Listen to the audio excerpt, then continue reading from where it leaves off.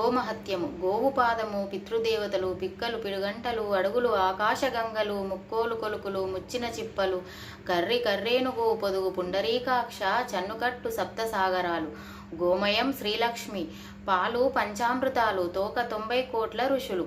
బొడ్డు పొన్న పువ్వు, కడుపు కైలాసము, కొమ్ములు కోటిగుళ్ళు, మొగము తేష్ట, వెన్ను యమధర్మరాజు, ముక్కు సిరి, కళ్ళు కల్వరేకులు, చెవులు శంఖానాదము, నాలుక నారాయణ స్వరూపం, దంతములు దేవతలు, పళ్ళు పరమేశ్వరి, నోరు లోకనిధి. ఒకానొకప్పుడు దేవేంద్రుని సతీమణి సచీదేవి, బ్రహ్మదేవుని ఇల్లాలు సరస్వతీదేవి, శ్రీమన్నారాయణుని ఇంటి లక్ష్మీదేవి, శ్రీరాముని ధర్మపత్ని సీతాదేవి, గోపాలకృష్ణుని భార్య రుక్మిణీదేవి, ఈశ్వరుని అర్ధాంగి పార్వతీదేవి, వశిష్ఠుని భార్య అరుంధతీదేవి. వీరంతా కలిసి శ్రీకృష్ణ పరమాత్మ దగ్గరకు వెళ్ళి, శ్రీకృష్ణ స్వామి, ప్రాతకాలంలోనే లేచి స్త్రీలు చేసే పనుల వలన కలిగే పాపములు ఎట్లా నశిస్తాయో వివరించండి అని ప్రార్థించారు.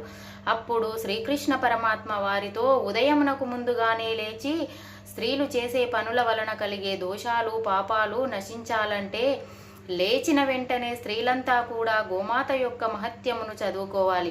అట్లా చదవడం వలన అంటు కలిపిన పాపము, ముట్టు కలిపిన పాపము, బంగారము దొంగిలించిన పాపము, తెలిసే గాని తెలియక గాని చేసిన పాపములు మొదలైన సమస్త పాపాలు నశిస్తాయి, సిరి సంపదలు లభిస్తాయి.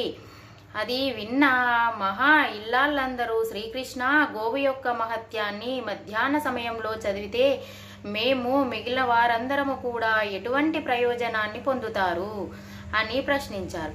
అప్పుడు సద్గురువైన శ్రీకృష్ణుడు, గోవు యొక్క మహత్యాన్ని మధ్యాహ్న సమయంలో చదివితే 1000 దేవాలయాల్లో దీపారాధన చేసిన ఫలితాన్ని పొందుతారు. స్త్రీలు బ్రతికినంత కాలం పసుపు కుంకుమలతో అలలారుతుంటారు. 100 గోవుల దానం చేసిన ఫలితం లభిస్తుంది అని చెప్పాడు.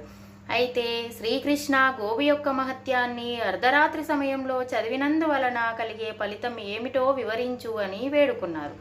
ఆ కాంతల ప్రశ్నకి సమాధానంగా శ్రీకృష్ణుడు, అర్ధరాత్రి పూట గోవు యొక్క మహత్యాన్ని చదివితే యముడు పెట్టే బాధలు పడనక్కర్లేదు, యమకింకురలను చూసే అవసరం లేదు, రాదు కూడా.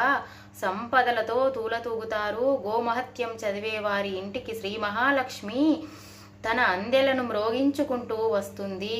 స్త్రీలు 5వ కాశీ, గయా, ప్రయాగ మొదలైన పుణ్యక్షేత్రాలు చూసుకొని వైకుంఠానికి వెళ్తారు. గోవు యొక్క మహత్యం విన్నవారికి విష్ణులోకం, చెప్పిన వారికి పుణ్యలోకం సంప్రాప్తిస్తాయి అని చెప్పాడు.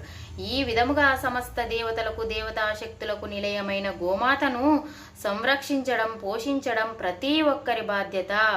గోవును రక్షిద్దాం, తద్వారా మనలను మనమే కాపాడుకుందాం.